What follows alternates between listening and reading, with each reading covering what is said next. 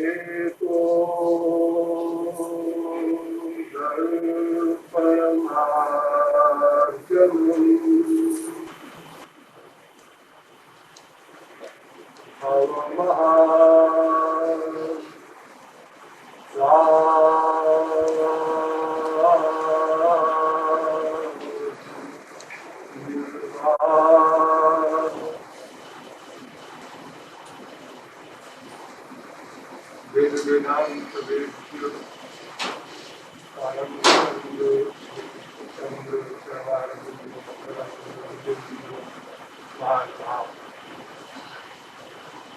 थोड़ी देर नाम संकीर्तन कर लीजिए। पश्चात अतिशय शब्दों द्वारा सेवा की जाएगी।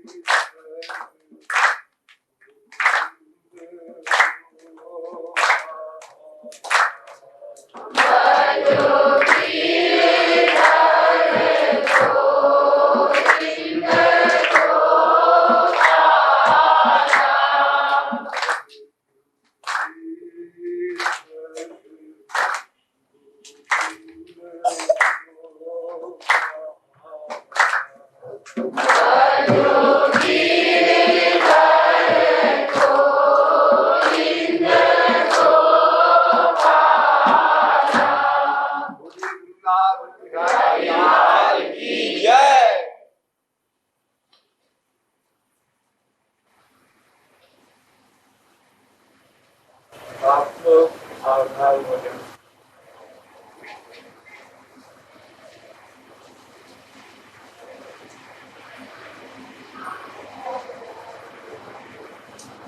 हम लोग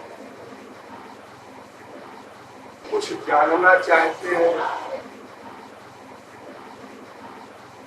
क्योंकि कुछ पाना चाहते हैं।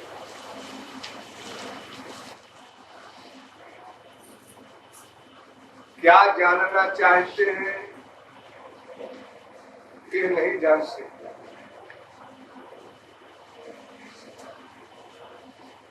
यदि हम ये जान जाए हम क्या जानना चाहते हैं तो फिर हम जो कुछ पाना चाहते हैं वो भी पा जाए।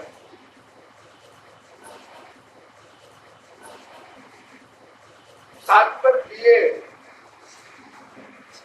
एक सार्वभौम प्रश्न है, मैं कौन हूं,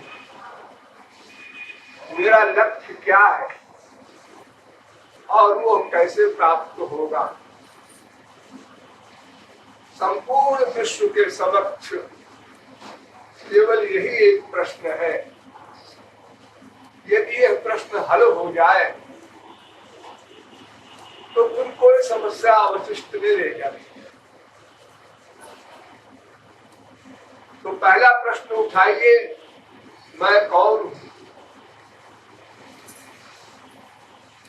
के उत्तर में बहुत सी बातें आप लोग सुनेंगे। कोई कहेगा मैं कलेक्टर हूँ, कमिश्नर हूँ, गवर्नर हूँ, मिनिस्टर हूँ। कोई कहेगा मैं ब्राह्मण हूँ, क्षत्रिय हूँ, वैश्य हूँ, शूद्र हूँ। कोई कहेगा मैं रमेश हूँ, दिनेश हूँ, सुरेश हूँ। कोई कहेगा मैं मनुष्य हूँ। लेकिन ये सब उत्तर गलत है, क्योंकि ये मैं नहीं है, ये तो मेरा है। ये शरीर मेरा है, ये उपाधियां मेरी है।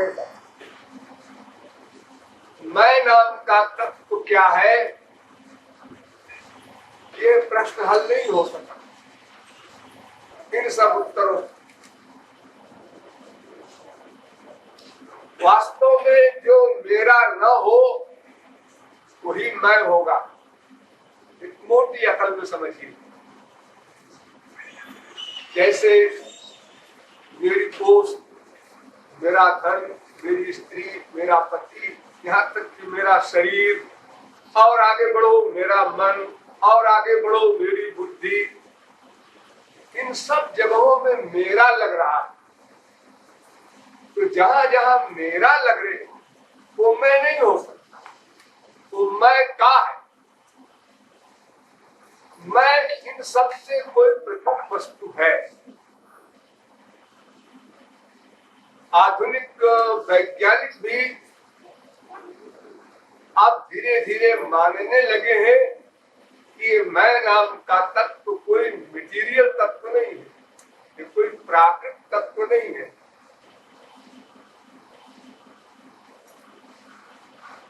नोबेल पुरस्कार विजेता सर जॉन एटलस ने कहा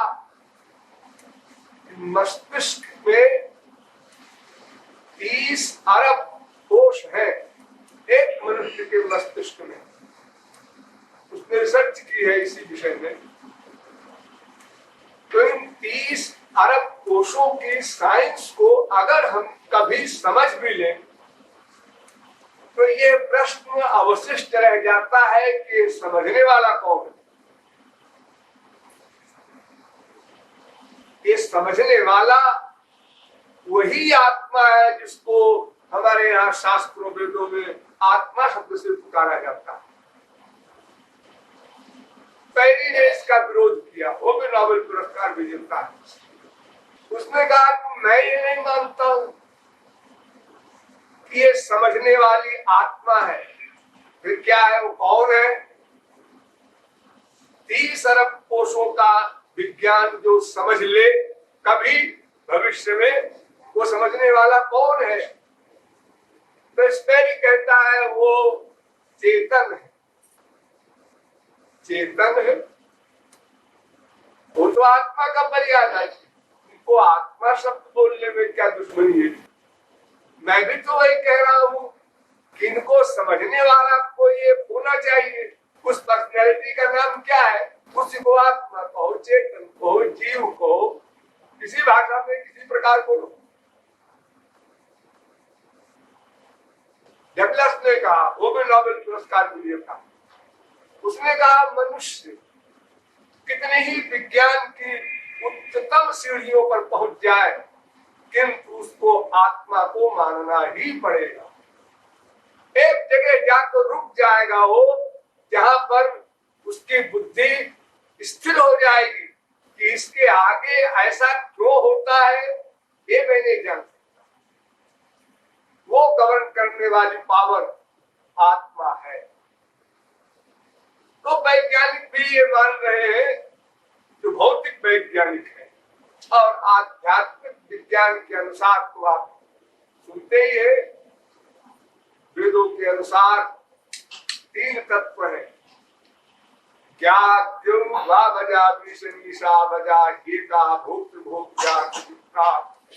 अनंतश्चात्मा विश्वरूपो ह्यकर्ता त्रयं यदा विन्दते ब्रह्म में तत्। एक मैं, एक वो, एक ये 3 तत्व। मैं, वो, ये। अब मैं और वो और यह का संबंध जानना आवश्यक है कि क्या बलाय है। मैं को तो आप कह देते हैं आत्मा, और वो कौन है? वो है जिसका मैं हूं, उसका नाम वो है। चिन्मात्रम श्री हरे अंशम, उसको अनेक नाम से पुकारते हैं, भगवान, परमात्मा, ईश्वर। उसका यह मैं अर्थात आत्मा अंश है, दास है। तो मैं कौन है? उसका अंश है। और वो कौन है? मैं का अंश है। इन दोनों का ये संबंध हो गया। और यह कौन है? यह एक उसकी शक्ति है, उसका नाम माया। भगवान ने गीता में कहा ना, भूमिरापो नमो वायु खम मनो बुद्धिरेव च अहंकार इत्ययं मे भिन्ना प्रकृतिरस्तथा अपरेयं तस्मन्याम बुद्धि में पराम जीव भूता महाबाहो ययेदं धार्यते जगत। यानी भगवान की ये 2 शक्तियां हैं, एक मैं, एक ये। यानी उसकी ये 2 पावर्स, एक में सब आत्माएं आ गई चैतन्य, और एक में जड़ पदार्थ, पृथ्वी, जल, तेज, वायु, आकाश, जो कुछ आप देखते हैं, ये माया का विकार है। ये दोनों परा अपरा शक्ति कहलाती। जीव चैतन्य है, ज्ञानवान है, इसलिए इसको परा कहते हैं, माने उत्कृष्ट है। और माया अपरा शक्ति है, क्योंकि वो निकृष्ट है, बहिरंगा शक्ति। तो भगवान की ये 2 शक्तियां हैं। अब तीनों का संबंध आप संक्षेप में समझ गए। मैं कौन? उसका अंश चैतन्य। यह कौन? उसकी शक्ति जड़ माया। अब हमको क्या प्राप्त करना है? हम जिसके हैं उसको प्राप्त करना है। उसकी परिभाषा क्या है?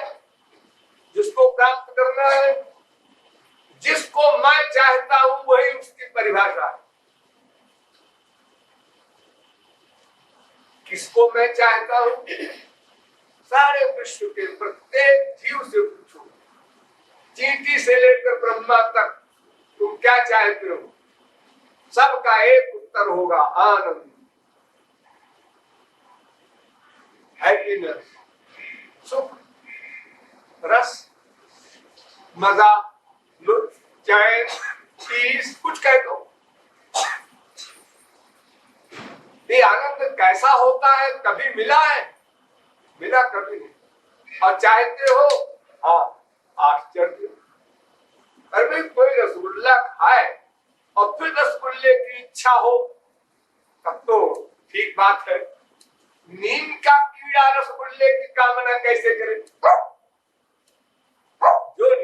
का कीट है, नीम के अंदर ही रहा और नीम के ही उस कटु रस का अनुभव किए हैं, वो मिठास मांगे, ऐसा होना नहीं चाहिए। देखो संसार में जो बहुत चाय पीते हैं वे ही चाय के बीमार होते हैं, बहुत सिगरेट पीने वाले ही सिगरेट मांगते हैं, बहुत शराब पीने वाले ही शराब मांगते हैं। कोई ऐसा तो नहीं मांग सकता जिसने कभी शराब पी न हो और वो कहे मैं पागल हूँ शराब लाओ, उसको कोई इंटरेस्ट नहीं, तो विरोधी है उसका। तो ये जीव अनादिकाल से अब तक कभी इसने सुख नहीं पाया, फिर सुख की कामना इसके भीतर नेचुरल क्यों है?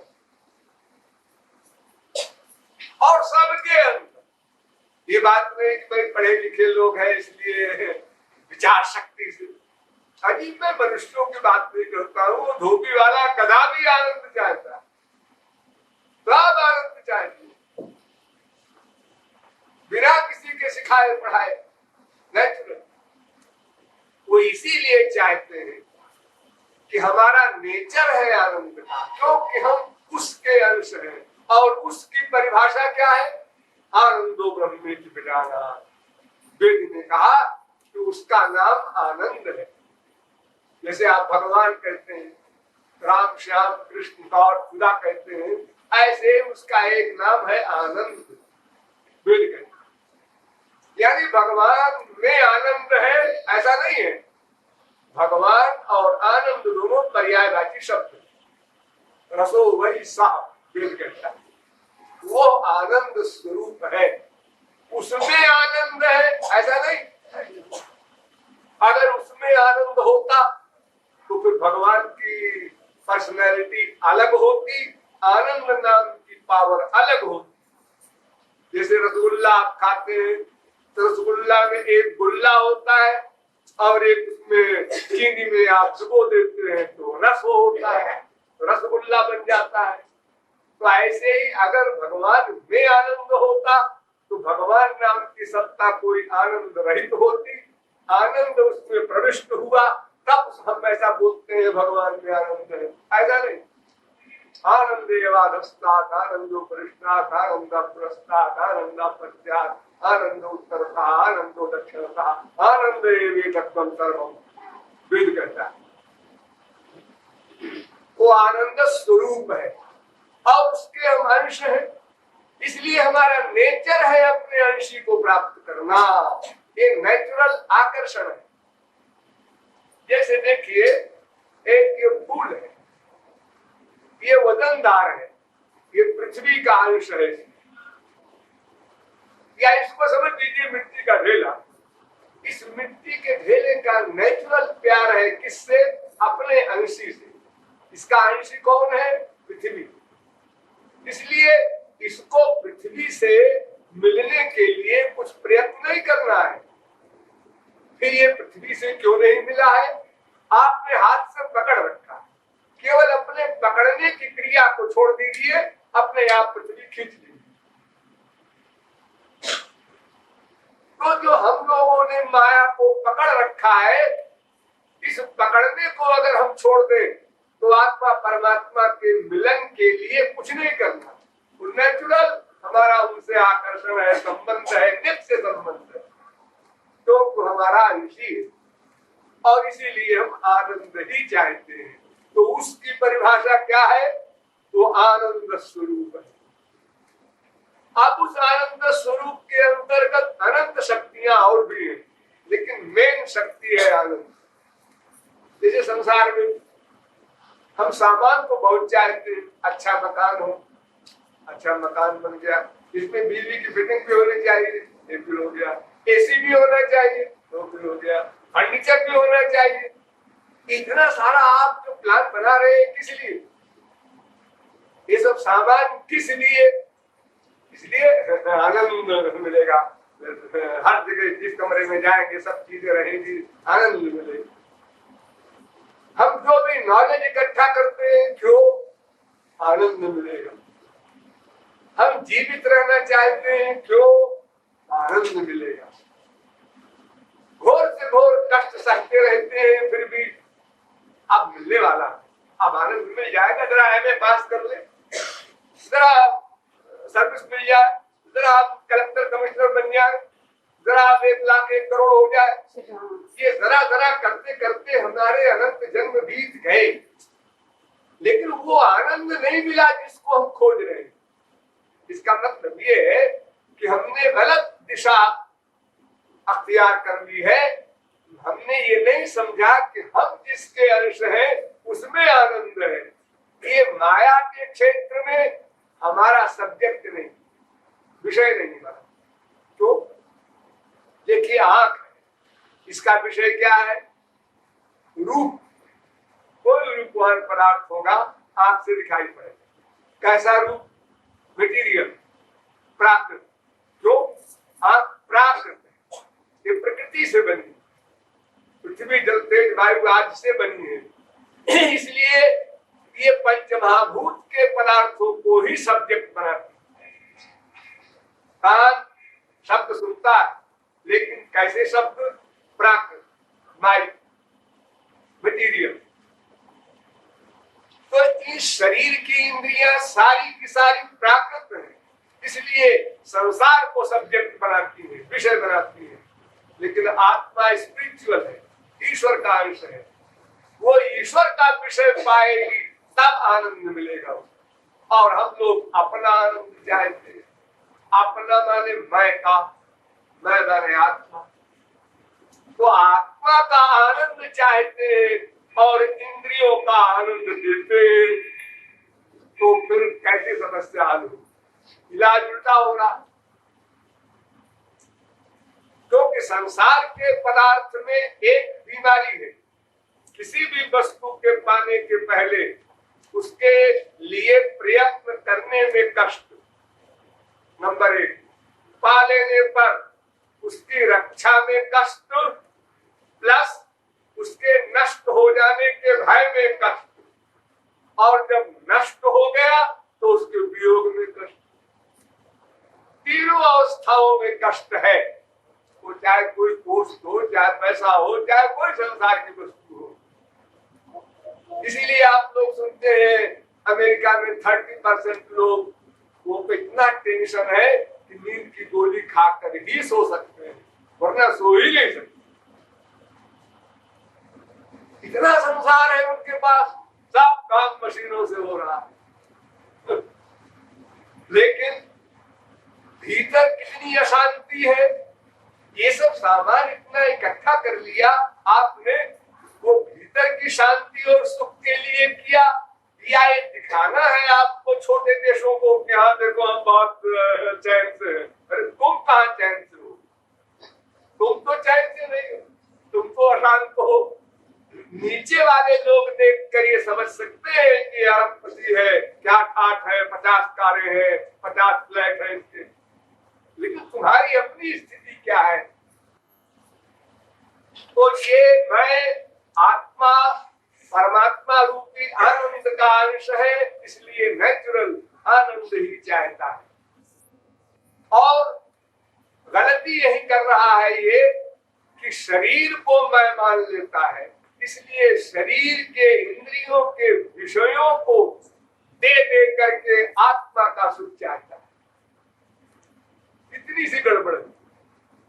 देखिए, आंख का विषय रूप, कान का विषय शब्द, दोनों प्राकृत है, लेकिन आंख का विषय कान से हल नहीं होता। अगर कोई कहे कान से हम देखेंगे, ऐसा नहीं हो सकता। इसके लिए इम्पॉसिबल शब्द का प्रयोग हो। हाँ, कान में आप यंत्र लगा करके 1 करोड़ मील दूर की आवाज सुन ले, मान ले। आंख में खुरदबीन लगा करके आप चंद्रलोक सूर्यलोक देख लेंगे, मान लेंगे। लेकिन नाक से आप देखें, आंख से आप सूंघे, ऐसा नहीं होता। जबकि सब प्राकृत है, तो फिर आत्मा का जो सब्जेक्ट है परमात्मा, उसको बिना प्राप्त किए आत्मा का सुख कैसे मिलेगा? मैं का सुख कैसे मिलेगा? अपना सुख कैसे मिलेगा? जो हम चाहते हैं। ये पहला अध्याय है, यही गड़बड़, सब यही अटके हुए। अगर किसी को ये बोध हो जाए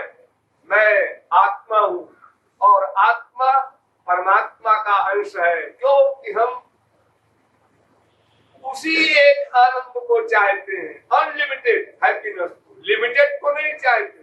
लिमिटेड तो रोज मिलता है, लिमिटेड सुख तो भूख लगी खाना मिल गया, आनंद आ गया। एक माँ बाप बेटा हमसे अलग है, 10 दिन 20 दिन 10 महीने 20 महीने 10 साल 20 साल में मिला चिपकाया, आनंद मिल गया।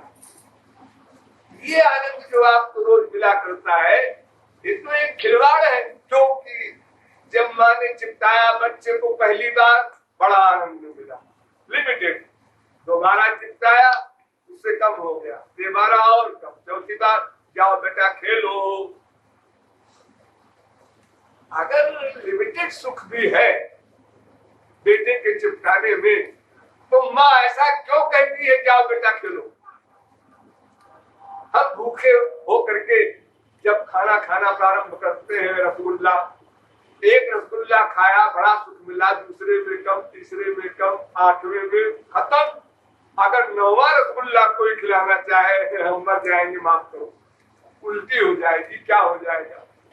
अगर रसगुल्ला में सुख है तो खाए जाओ, और हर रसगुल्ला में उतनी लिमिट का सुख मिलना चाहिए। ऐसा नहीं, वो घटता जा रहा है और बाद में उसी से दुख भी मिलने लगा। वही बीबी, वही बेटा, वही बाप, वही माँ, सब आपके घर में बेटी है, तो आपका अनुभव कभी बड़ा अच्छा लगता है, कभी बहुत कम अच्छा लगता है, वही बाप, वही माँ, वही बीबी, और कभी बहुत खराब लगता है। ये परिवर्तन जो हो रहा है, आप अनुभव कर रहे हैं, ये क्या है? ये क्या है? ये तो हमने कभी नहीं सोचा, आपको टाइम ही नहीं मिलता। तुम मनुष्य हो, संसार में तुमको ही तो समझना है, और कौन समझेगा? कोई कुत्ते बिल्ली गधे समझेंगे क्या? इराद क्या है, गड़बड़ क्या है? यहाँ हमारा सुख नहीं, ये मानसिक हमारी बीमारी है, हम ही ने लगाई। बहुत दिन तक हमने चाय पिया तो वो चाय हमारी खोपड़ी में आके पिंच करे, दूसरे ने नहीं पिया वो आराम से बैठा। हमने बहुत दिन बेटे को चिपकाया है, मेरा बेटा, मेरा बेटा, मेरा बेटा, तो इसलिए बिना चिपकाए बेचैनी। पड़ोसी के बेटे को नहीं चिपकाया, उसके लिए कोई बेचैनी नहीं। पड़ोसी का बेटा मर गया, राम राम राम राम, मर गया उसका बेटा, बस कैसी छुट्टी। प्रशांत घाट में लगे उसके साथ एक्टिंग करते हैं ना आप लोग, जैसे लोकसभा वगैरह में आप लोग देखते हैं, कोई नेता मर जाए, कोई एमपी मर जाए, मिनिस्टर मर जाए, तो मौन हो जाओ, खड़े हो जाओ, एक्टिंग करो। अरे हमारा कौन मर गया तो उसके लिए हम शोक मनाएंगे? ये शोक प्रस्ताव पास करेंगे, एक खिलवाड़ होता है बात। जहां हमारा अटैचमेंट है वहीं हमको सुख दुख मिलता है, सीधी सी बात। और अटैचमेंट हमने बनाया है, दूसरे ने नहीं बनाया, वो हमारा ही बनाया हुआ है। और जितनी लिमिट का हमने बनाया है, उतनी ही लिमिट का हमें सुख दुख मिलता है। उसके पाने में सुख, उसके वियोग में दुख। तो उस आनंद स्वरूप भगवान को प्राप्त करना ही एकमात्र हमारा लक्ष्य है। जब यह ज्ञान परिपक्व हो जाता है, बुद्धि में बैठ जाता है, तब वहां से प्रथम अध्याय प्रारंभ होता है कि उस आनंद स्वरूप परमात्मा को प्राप्त कैसे करें। उसको न देखा है, न देख सकते हैं, न सुना है, न सुन सकते हैं, न सूंघा है, न सूंघ सकते हैं, न सोचा है, न सोच सकते हैं, न जाना है, न जान सकते, जान भी नहीं सकते। हाँ, वो बुद्धि से परे। अरे परमात्मा को तो छोड़ दो, आत्मा ही बुद्धि से परे है। आत्मा दिव्य वस्तु है, ईश्वर का अंश है, और बुद्धि मटीरियल है, प्राकृत है, माइक। बुद्धि का प्रकाशक आत्मा है, बुद्धि आत्मा की प्रकाशिका नहीं हो सकती। प्रकाशक से प्रकाशित वस्तु अपने प्रकाशक की प्रकाशिका नहीं बन सकती। इसलिए वेद कहता है इंद्रिय परार्थार्थ परम परा बुद्धि बुद्धिरात्मा परा भाषा परम प्रत्ता पुरुषा परा पुरुषार्थ परम किंचित आकाष्ठा परागति। अर्थात इंद्रियों से परे उसके विषय, उससे परे मन, उससे परे बुद्धि, उससे परे आत्मा, उससे परे माया, उससे परे ब्रह्म ईश्वर। तो बुद्धि वहां जा ही नहीं सकती। अगर बुद्धि से कोई भगवान को जान ले, इस बुद्धि से, माइक बुद्धि से, तो फिर बुद्धि को भगवान मानना पड़ेगा, क्योंकि भगवान उसके अंदर में आ गया। बुद्धि ने पकड़ लिया भगवान को, इसलिए भगवान बुद्धि को कहना पड़ेगा। भगवान नाम की कोई और सुप्रीम पावर नहीं माननी पड़ेगी। इसीलिए सब शास्त्र वेद एक स्वर से कहते हैं भगवान बुद्धि से परे। तो क्यों जी, जब बुद्धि से परे है तो हम जान भी नहीं सकते, फिर मन तो उसके भी नीचे है, सोच भी नहीं सकते, फिर इंद्रियां तो और नीचे है, हम भगवान के दर्शन वगैरह कैसे करेंगे? सब इम्पोर्टेंट। तो क्या अनंतानंद संतों ने भगवान को जाना नहीं, सोचा नहीं, देखा नहीं, सुना नहीं? ये सब किया है, अनंत संतों ने किया, लेकिन अपनी माइक बुद्धि से नहीं, माइक मन से नहीं। स्पिरिचुअल पावर जब भगवान देते हैं, यानी इस आंख में जब दिव्य आंख का प्लस होता है, तब हम भगवान को देख सकते हैं।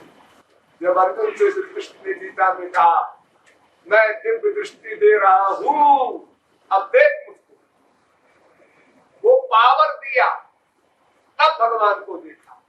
इसी प्रकार जब बुद्धि में पावर देंगे, तदापि बुद्धि योगम तम येन वामुपयान्ति गीता। जब वो बुद्धि देंगे भगवान अपनी वाली, अलौकिक, अनिर्वचनीय, दिव्य, तब उस दिव्य भगवान को हम जान सकते हैं। ये इंद्रिय मन बुद्धि जो माया से बनी है, ये भगवान के विषय में तो बहुत दूर की बात है, आत्मा के लिए भी सर्वथा अज्ञेय है, नहीं जान सकती, नहीं पकड़ सकती, नहीं पा सकती, कोई गति नहीं।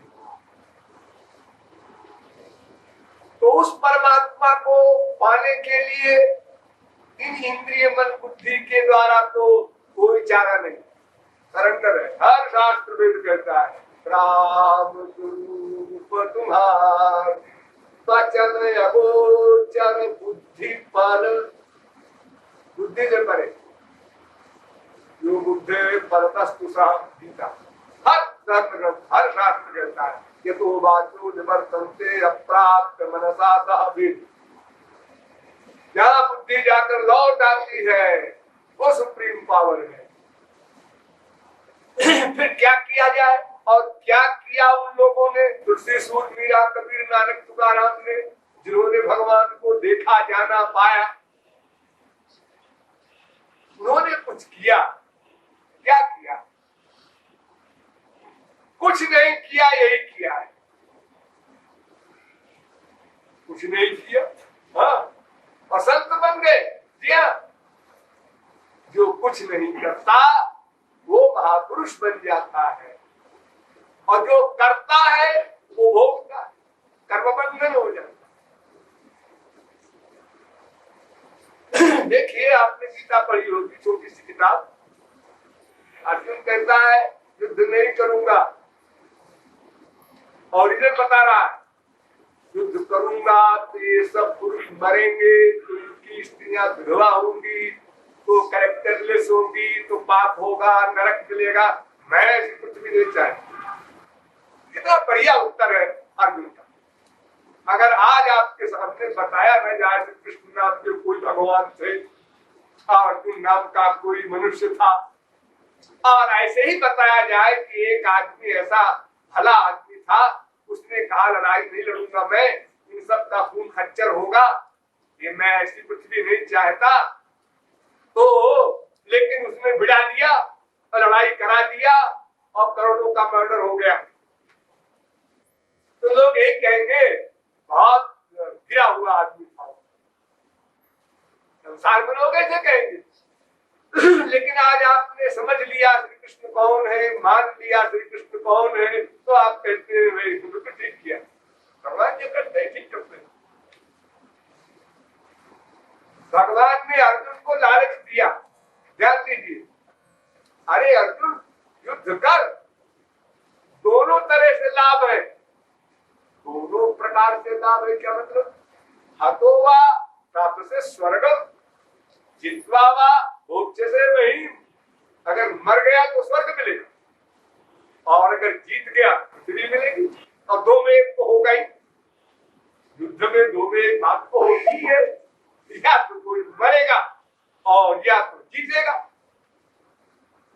अर्जुन ने कहा हाँ, आपका उत्तर बिल्कुल ठीक है महाराज, लेकिन एक बात बताइए, ये जो आप कहते हैं पृथ्वी मिलेगी, तो इसमें तो सुख है नहीं, तो हमारा एक्सपीरियंस। लेकिन हाँ, आप कहते हैं स्वर्ग मिलेगा जो मरने के बाद, वहां पर क्या स्पिरिचुअल हैप्पीनेस है, दिव्यानंद है, अनलिमिटेड सुख है? भगवान ने कहा वो तो नहीं है।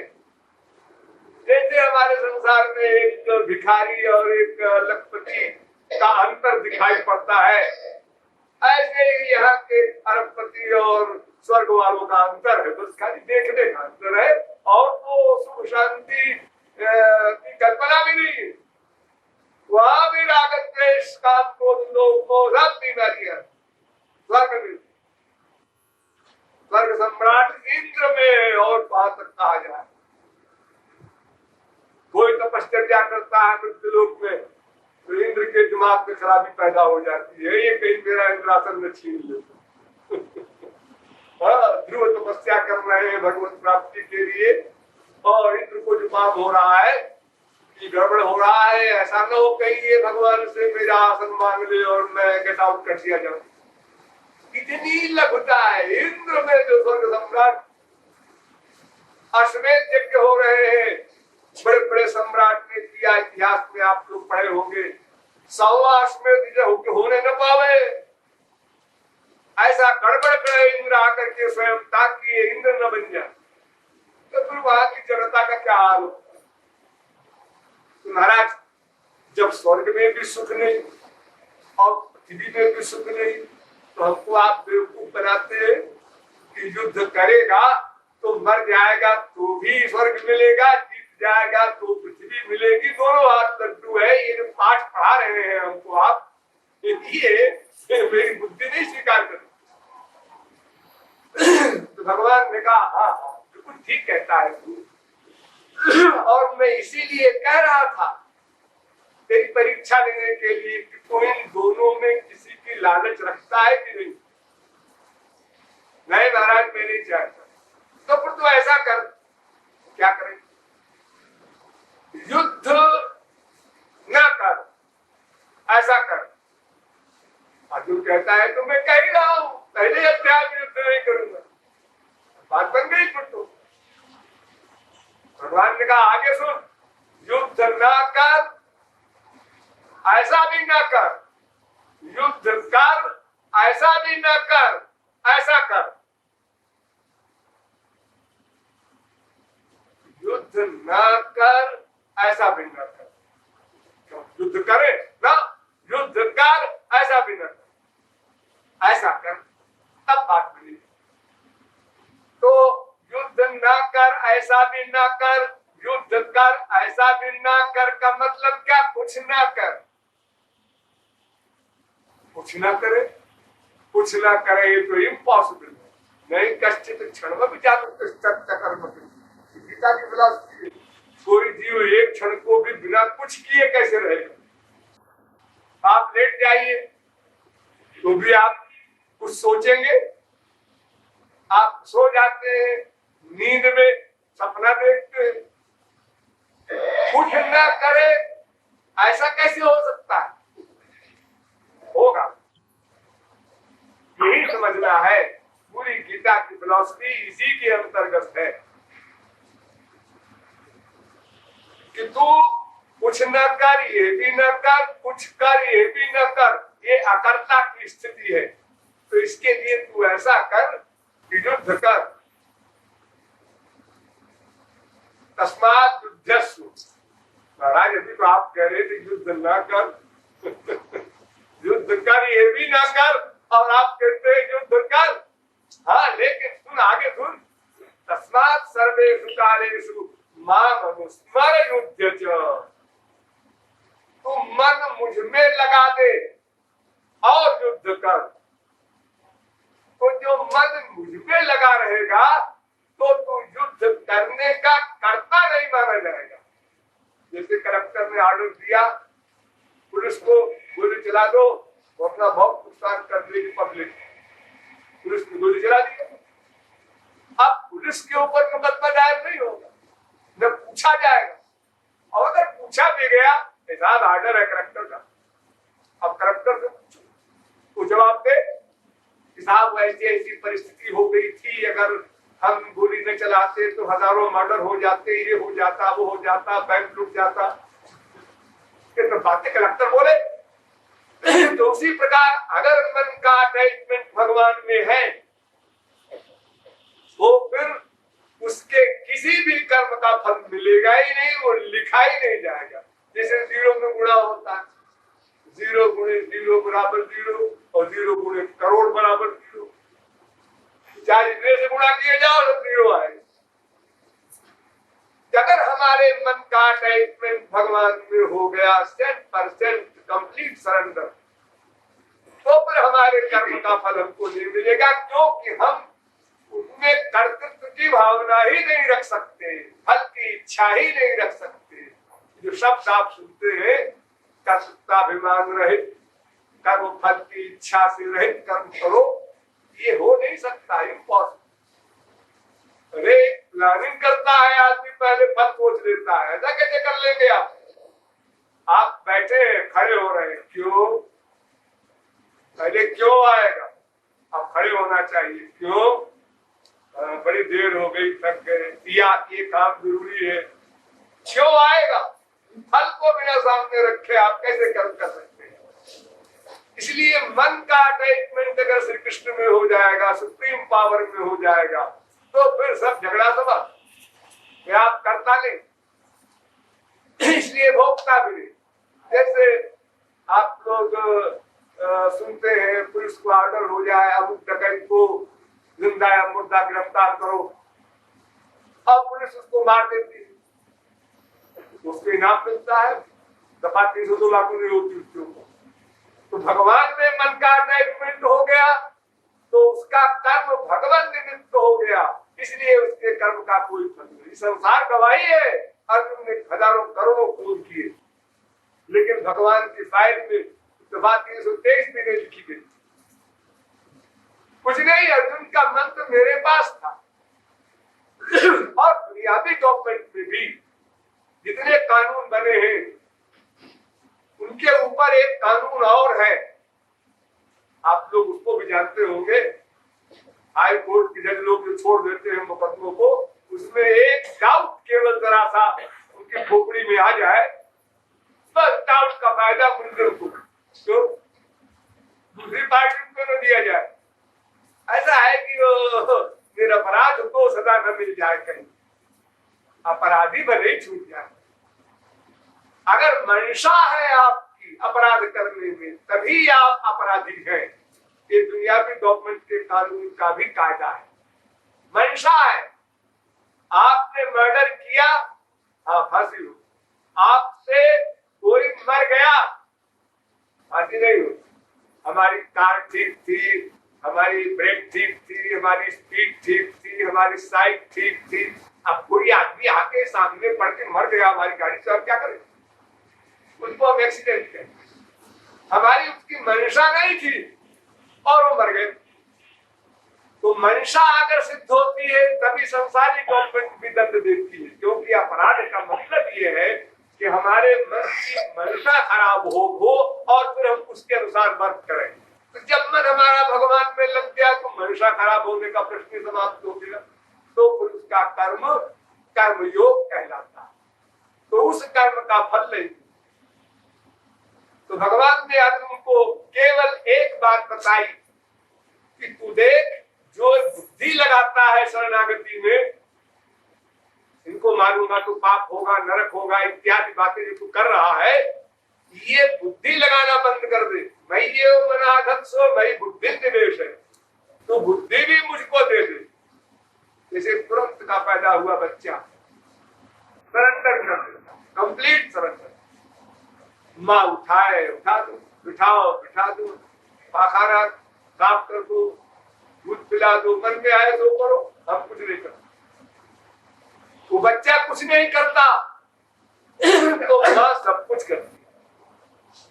और जब बच्चा कुछ कुछ करने लगता है तो माँ कुछ कुछ कम करने लगती है। इतना बड़ा हो गया, अब मेरा पाखाना हमेशा साफ करूंगी मैं, अपने आप क्या कर, कपड़ा नहीं पहन सकता अपने आप, इतना बड़ा हो गया, अपने आप क्या कर। अम्मा काम करने लगी। और जब बड़ा हो गया बच्चा तो माँ कोई काम नहीं करती, अपने आप उठेगा, अपने आप नहाएगा, धोएगा, खाएगा, पिएगा, कपड़ा पहनेगा, ऑफिस जाएगा, कॉलेज जाएगा, सब कुछ करेगा। उसी प्रकार अगर जीव कंप्लीट सरेंडर कर देता है तो उसके वर्क का वर्कर भगवान बन जाता है।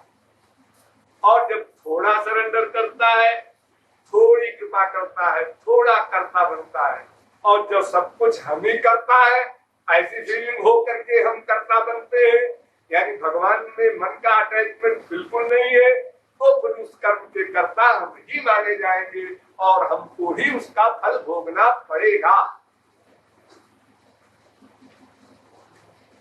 तो फल में इच्छा न हो या करने का अहंकार न हो, ये सब बातें तभी संभव है जब हमारे मन का अटैचमेंट भगवान में हो जाए। यानी भक्त्यात्मन्यासक्त्य, जो भगवान का सबसे एटॉमिक वाक्य है गीता में, कि भक्ति के द्वारा अपने मन को मुझ में लगा दो। जितने परसेंट तुम्हारा मन लगता जाएगा उतने परसेंट अंतःकरण की शुद्धि होगी, तो तुम्हारे आइडियाज अपने आप अच्छे हो। ऐसे बोलने से तुमने कहा सच बोलो, उसने अपने बेटे से कहा सच बोलो, उसने अपने बेटे से कहा सच बोलो, बोल कोई नहीं रहा, वाक्य सब बोले जा रहे हैं। कितने स्टार छप गए, कितने साइन बोर्ड लग गए, सच बोलो, ईमानदार बनो। वो चाहे कम्युनिस्ट देश का हो, चाहे वो धार्मिक देश का हो, चाहे जनतंत्र का हो, कोई भी हो, सब एक बात बोलते। लेकिन ये हो कैसे, ये हम नहीं जानते कैसे हो। सब लोग ईमानदार बनो, सब लोग सर्वत्र प्यार करो, सब लोग सब एक समझो, ये वाक्य जो बोलते हो ये प्रैक्टिकल कैसे हो? प्रैक्टिकल तभी होगा जब हमारे मन का अटैचमेंट भगवान में होगा और वहां से हमको पावर मिलेगी, अंतःकरण शुद्धि होगी। तब हमारे अंतःकरण से जो मशीन से जो आइडियाज पैदा होते हैं वो अच्छे अच्छे होंगे। ऐसे तो केवल भय से हम अच्छे बने हुए हैं। अगर कानपुर में 24 घंटे के लिए गवर्नमेंट ऑर्डर कर दे कि किसी के अपराध को अपराध नहीं माना जाएगा अगले 24 घंटे में, तो देखो कानपुर में कितने लोग बचते हैं, कितने मकान बचते हैं और क्या पोजीशन होती है कानपुर। ये भय से हम लोग शरीफ बने हुए। अगर 100 रुपए का नोट यहाँ पड़ा हुआ हम देख ले, किसका है, काम हो जाएगा, बड़े ईमानदार है। और अगर कहीं वो रास्ते में मिला हो, कोई नहीं देख रहा, रखो 100 रुपया काम आएगा। इसका मतलब क्या हुआ? इसका मतलब ये हुआ कि हम इंसान का भय जितना मानते हैं उतना भी भगवान का नहीं मानते, और बोलते हैं भगवान सर्वव्यापक है, अंदर बैठा बैठा हमारे आइडियाज नोट करता है कि भगवान। अगर फैक्ट में हम ये मान ले कि हमारे अंदर बैठा बैठा हमारे प्रत्येक क्षण के प्रत्येक आइडियाज को नोट करता है, तो फिर हम कभी भी कोई गलत आइडिया पैदा होने ही न दे, क्योंकि ये भय रहेगा वो नोट कर रहा है, वो नोट कर रहा है। तभी तो हम आस्तिक बनेंगे। हम अजीब आस्तिक मुंह से बोलते जाते हैं भगवान सर्वव्यापक है, भगवान हमारे संकल्प को नोट करता है, हमारे हृदय में बैठा है, घटघट व्यापी है, दुनिया भर की बातें बोलते रहते हैं, हरमदाय बात। लेकिन प्रैक्टिकल लाइफ में हम भूल जाते हैं, अपने को अकेले समझते। हम जो सोच रहे हैं प्राइवेट, तो हमारी बीवी भी नहीं जानती। हम जो सोच रहे हैं प्राइवेट, हमारी माँ भी नहीं जानती। और माई के खिलाफ सोच रहे हैं, बाप के खिलाफ सोच रहे हैं, बीवी के खिलाफ सोच रहे हैं, लेकिन वो नहीं जानते, ऊपर से एक्टिंग कर रहे हैं, क्या कैसे जाने का। अगर हम भगवान को सर्वत्र सर्वदा अपने साथ केवल इस वे में महसूस करें कि वो हमारे आइडिया नोट कर रहा है और दंड मिलेगा हमको, तो कम से कम इस भय से ही हमारी 50% गड़बड़ियां समाप्त हो जाए। उपासना वगैरह छोड़ो, तो बड़ी बड़ी बात नहीं। इसलिए संसार में रहना है, वर्क करना है, क्योंकि शरीर रखना, शरीर के लिए हमें जितना भी सामान आवश्यक है वो भी चाहिए। ये दोनों बातें साथ साथ चलेंगी, यानी एक गलत मैं, एक सही मैं, इन दोनों के लिए हमको सामान देना है। आत्मा के लिए परमात्मा का सब्जेक्ट और शरीर के लिए संसार का सब्जेक्ट। तो शरीर के लिए संसार का सामान देना है, शरीर स्वस्थ रहे, आनंद मिलेगा ऐसा न सोच कर। और स्पिरिचुअल जो हम मटेरियल दे, सामान दे, वो इसलिए कि शरीर स्वस्थ रहे, नहीं हमारा भीतर वाला अंतःकरण शुद्ध हो और हम उस परमानंद को प्राप्त कर सके। ये दोनों बातें यानी भौतिकवाद अध्यात्मवाद साथ साथ चलाना होगा। इसी का नाम गीता, यही कर्मयोग। हम लोग कर्म तो करते हैं, बहुत से लोग अच्छा कर्म भी करते हैं, बहुत से लोग बुरे बुरा करते हैं, बहुत से अच्छा बुरा विचार करते हैं, लेकिन वो एक बात, तस्मात् सर्वेषु कालेषु माम् अनुस्मरो, सर्वेषु कालेषु माम् अनुस्मरो, निरंतर तैलधारावत विच्छिन्न स्मरण रहे, प्यार रहे, शरणागति रहे भगवान में। ये अभ्यास करना होगा। एक दिन में बन जाए, एक महीने में बन जाए, एक साल में बन जाए, एक जन्म में बन जाए। जन्मांतर सहस्रेषु कश्चित् सिद्धये, गीता याद कहती है हजारों जन्मों में आपने प्रैक्टिस की है, धीमे धीमे किए। ठीक है, हवाई जहाज से आप 1.5 घंटे में पहुंच जाए दिल्ली से, ट्रेन से जाएंगे तो आपको 24 घंटे लगेंगे, बैलगाड़ी से जाएंगे तो 25 दिन लग सकते हैं। तो आपकी स्पीड पर निर्भर है, आप किस जन्म में कितना अभ्यास करते हैं भगवान में मन लगाने का। किया है आप, बहुत किया है, लेकिन वो 100% नहीं हुआ। देखिए, कोई भी चीज, एक आग का गोला है, हम उसके 10 फुट दूर खड़े तो उसका टेम्परेचर थोड़ा असर करेगा। जब 5 फुट पास में जाएंगे और असर करेगा, और जो आग में बैठ जाएंगे तो आग बन जाएंगे। उसी प्रकार हम भगवान से जितनी दूर रखेंगे मन, उतने माया हावी रहेगी।